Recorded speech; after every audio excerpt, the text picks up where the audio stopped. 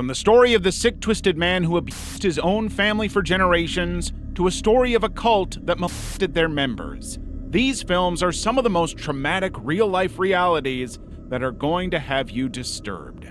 Let's dive in. Born to Kill, Richard Trenton Case, The Vampire of Sacramento, 2010. In 2010, a true crime series produced by 24 Productions for the British network Channel 5 aired a documentary called Born to Kill. In one episode, they talked about Richard Trenton Chase, the Vampire of Sacramento. The episode lasted for 45 minutes and basically tries to explore everything about Richard's life that turned him into the vicious Vampire of Sacramento. The first few minutes were all about Chase's early life and teen years, but by age 20 he had become something else and had a weird fascination with gore and disgusting media. Which means that there was a lot of arguing, there was some physical abuse, but not to the extent that it was out of the norm of the culture at that time. Chase believed his blood was turning to powder, so drinking more blood would be the solution. First, he started with animal blood, but when that wasn't enough, he moved on to humans. And that's how the Vampire of Sacramento was born. Between December 1977 and January 1978, Chase would hunt and kill at least 7 victims. His first was a 51-year-old Ambrose Griffin. The man was shot dead in front of his house as he was literally unloading groceries. Groceries from the trunk of his car and walking towards the front door when a passing car went by and someone shot him from that car. Shot him in his own front yard. The next year, Chase broke into the home of pregnant Teresa Whalen and shot her dead. He cut her up gruesomely, removed her organs, and then drank her blood.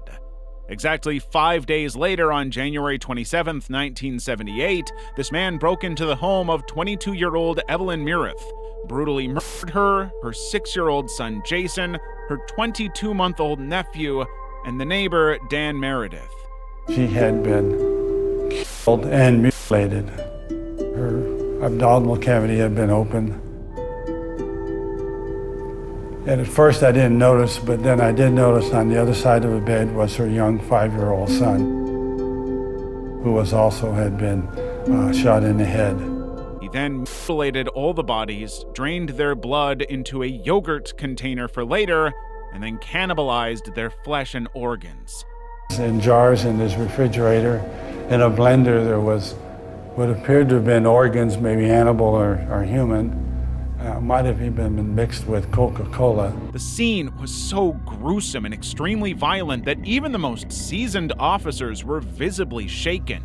Chase was diagnosed with paranoid schizophrenia, but prosecutors pushed for the death penalty because they believed he knew exactly what he was doing. Chase was eventually found guilty of 6 counts of murder and sentenced to death. However, just before his execution in 1980, he overdosed on antidepressants he'd been hoarding and was found dead in his cell. The act was ruled a suicide. The Pig Farm, 2011. In the late 1980s, a series of disappearances began in Port Coquitlam, British Columbia, Canada. More than a dozen women would mysteriously disappear, and for a long time, nobody suspected anything. That was until 2007, when a man named Robert Picton, a pig farmer, was arrested and charged for the murders. Robert was a pig farmer who, to outsiders, appeared as an awkward, quiet man who ran a huge farm and threw wild parties with his brother. But apparently, that was all a disguise for something much, much darker. Women kept disappearing in the area, especially after they'd been picked up by Robert. And since Robert only went for vulnerable people no one would look for, nothing happened. The documentary, narrated by one of the survivors, explores how he violently killed the women and butchered their bodies. And real quickly, he slapped a handcuff on my left hand. To get rid of the evidence, he ground the remains and fed them to his pigs. It's believed that Picton killed up to 49 women, but was only convicted of 6 because of how complex everything was to prove when the police eventually caught up to him. Perhaps the most disturbing thing about this entire situation was how slow the authorities were. This man literally murdered women for over 15 years before they even caught on. The Act of Seeing with One's Own Eyes. This documentary, The Act of Seeing with One's Own Eyes, is one of the most disturbing pieces of cinema ever made. This 40-minute film is completely silent and just features raw, unfiltered footage of real autopsies being performed in a Pittsburgh morgue. Yep, the entire film shows real, actual bodies getting dissected and opened up with nothing left to the imagination. You see organs lying out, skulls cracked, and flesh cut open. It's methodical, raw, uncomfortable, and relentless. Breakage took the title, The Act of Seeing with One's Own Eyes, very literally because he basically forces viewers to stare into the truth of mortality unflinchingly. He uses the documentary to shatter any illusions about death, but bluntly explores what happens to a human body after death. The documentary forces you to sit with death and understand that it is inevitable. Every corpse in that morgue was at one point someone's son or daughter, beloved wife or husband. And now they're just cut open on a cold metal table while gloved hands explore their insides without feeling. To some, the film was art, but to others, it was simply traumatic. If you want to see more disturbing documentaries like these, then you should definitely subscribe. And let's get on with the next one. Just Melvin, Just Evil. Just Melvin, Just Evil is one of those devastating films you watch and just wonder how a person can possibly be that evil. Directed, written, and produced by James Ronald Whitney, this documentary explores the intergenerational abuse a family experienced at the hands of their grandfather, Melvin Just. Whitney, who was also the grandson of the family, returned to California with the mission to interview his family about his grandfather. Melvin Just is said to have took advantage of at least 10 relatives, and that's including daughters, nieces, stepdaughters, and even his own grandchildren. The sick man even has victims as young as 2 and abused both his biological and stepchildren. That's when he started with his penis, yes. I read how you'd bring them into your bedroom, ask them to rub your back. You wore no clothes in bed. The documentary not only explores the abuse these poor women and girls went through, but also shows the horrific effects it had on them. Some got addicted to hard substances, some turned to prostitution, while some were left with serious mental health trauma. I go to bed drinking, and as soon as I wake up, say at 3 in the morning, it's time for a beer and a cigarette. Go to sleep, wake up about 5, 6, it's time for a beer and a cigarette, and when I'm up at 8 for the rest of the day, I'm drinking then. Melvin is given a chance to speak in this documentary, but he denies all accusations on camera, despite the fact that he was found guilty of 12 counts of sexual misconduct and sentenced to 13 years, of which he only served 9. Ask them to rub your back. You wore no clothes in bed. Then you'd have them lie next to you and you would molest them. Yeah, can you gonna rub me? Nope. In the film, some family members hug him while others still show trauma and rage for what his actions caused the family. Tired of him living. Poison him with some rat poison in his coffee because he always make his coffee. He shouldn't be alive. Willowbrook, The Last Great Disgrace, 1972. In this investigative documentary created by journalist Geraldo Rivera, Rivera smuggled in a hidden camera inside the Willowbrook State School. The school was built by the state of New York as an institution for children with intellectual disabilities. However, what Rivera's camera would capture would become a terrifying wake-up call. The children and everyone else there was treated so badly that it was straight up inhumane. They lived in filth, completely neglected and malnourished. They were crammed into overpopulated wards and left to remain and lie in their excrement. Feces, they were making a pitiful sound, a kind of mournful wail that it's impossible for me to forget. The caregivers and nurses would leave these kids to scream, rock back and forth, and hurt themselves.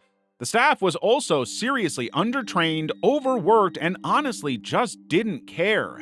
The institution basically just served as a warehouse where vulnerable people society had thrown away were dumped.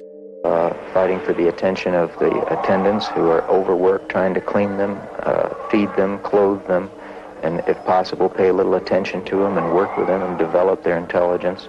But what in fact happens is that they go downhill. When the film was released to the public, to say that people were shocked would be an understatement. It was the first time society saw firsthand what institutional abuse looked like up close, and it was a horrifying picture. Of looking at the floor. There's no training on here. Can the children be trained? Yes, every child can be trained. You know, these kids, there's no effort. We don't know what these kids are capable of doing. The documentary caused so much public outrage and protest that it became a whole movement.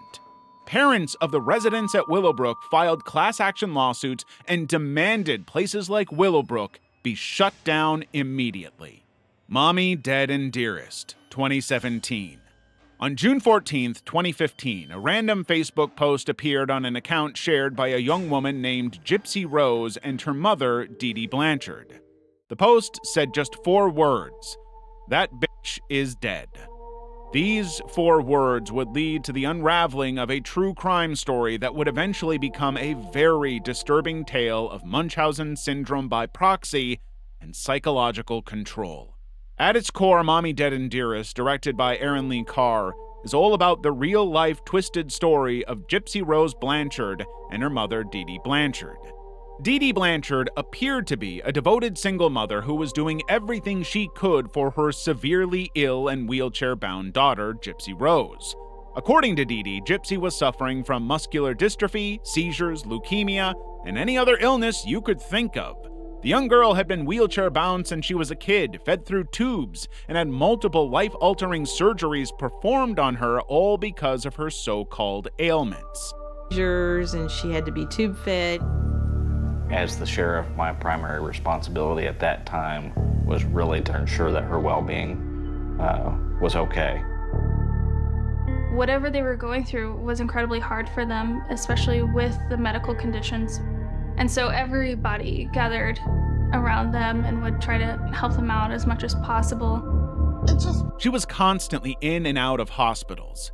As a result of this, Dee Dee received a lot of pity and sympathy from strangers. She got gifts and monetary donations from various charity organizations, and even got a brand new home from Habitat for Humanity.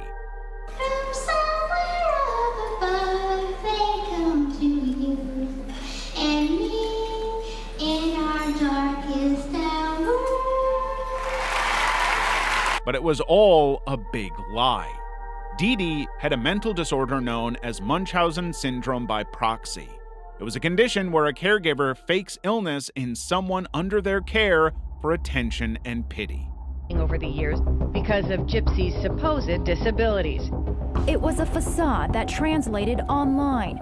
Donations pouring in for Gypsy's reported muscular dystrophy and leukemia. Dee basically brainwashed her daughter into thinking she was sick and helpless when the girl was completely healthy. So basically, all those life-threatening and altering surgeries, the wheelchair, and the constant medication were all a lie.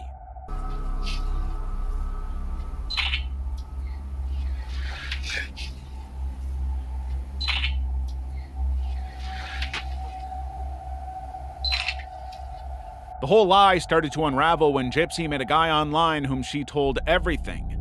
Together, they plotted and executed Dee Dee in 2015. During her murder investigation, the police discovered the dreadful truth. Gypsy was later found with the secret boyfriend, and they were both arrested. Prophets pray.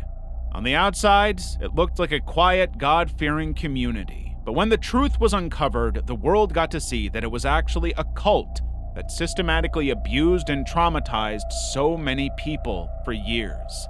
The reality was way worse than anyone could have imagined. You see, Warren inherited the church from his father.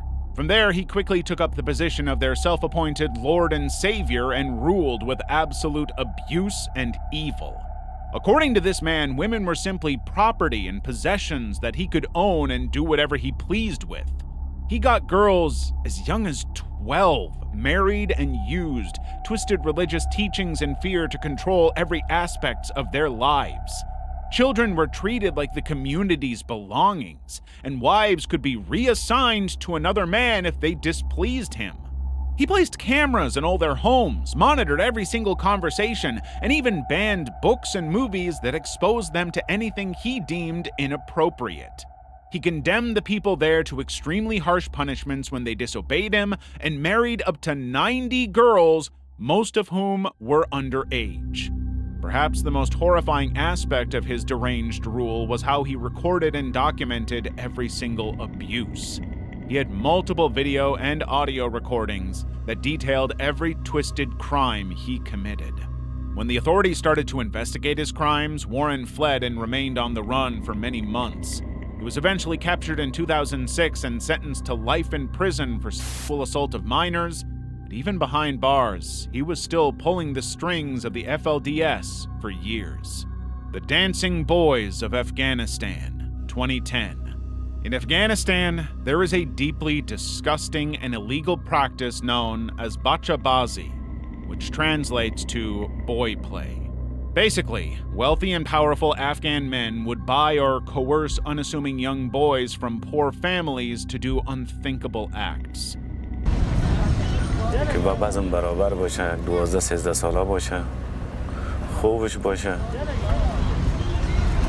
These boys, usually between the ages of 10 and 18, were mostly from poor families and were promised work or education by rich men.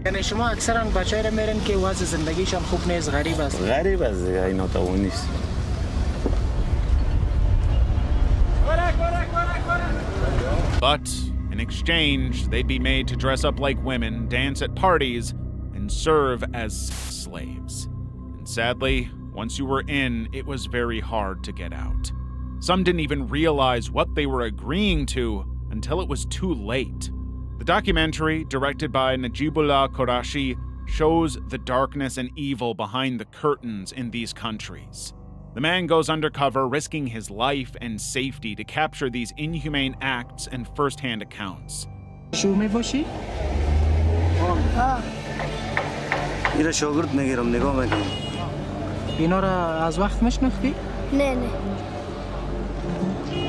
In the film, you get to see firsthand the horrific experiences and things the boys are made to go through in the hands of their abusers. However, aside from the horrific cycle of abuse and isolation, another part of this documentary that was truly troubling was how uninterested the authorities were in the whole thing, despite the fact that they knew it was happening.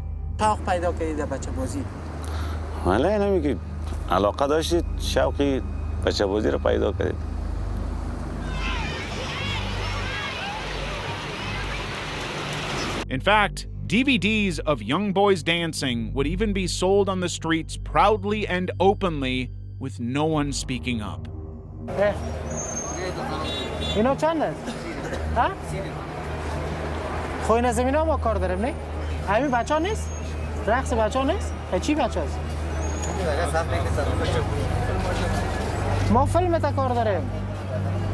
It was like a very normal thing to the people living there. Night and Fog, 1956. Night and Fog is a 35-minute French documentary that shows the true horrors of the Holocaust. Directed by Alain René, the documentary was filmed just 10 years after World War II ended, so it vividly captures what actually happened in these concentration camps. The whole documentary was narrated by Jean Carroll, who was actually a concentration camp survivor. The man explains with a chilling detachment what happened to them. The film refrains from drama and strictly focuses on reminding people that the genocide wasn't a freak accident of history, but a methodical and organized act by humans to wipe away other humans. Everything is shown in raw and vivid footage, so you get to see the corpses, severed limbs, and gas chambers that took the lives of so many. If you enjoyed this and want to see more videos like these, then you should check out our video on the most disturbing live TV moments.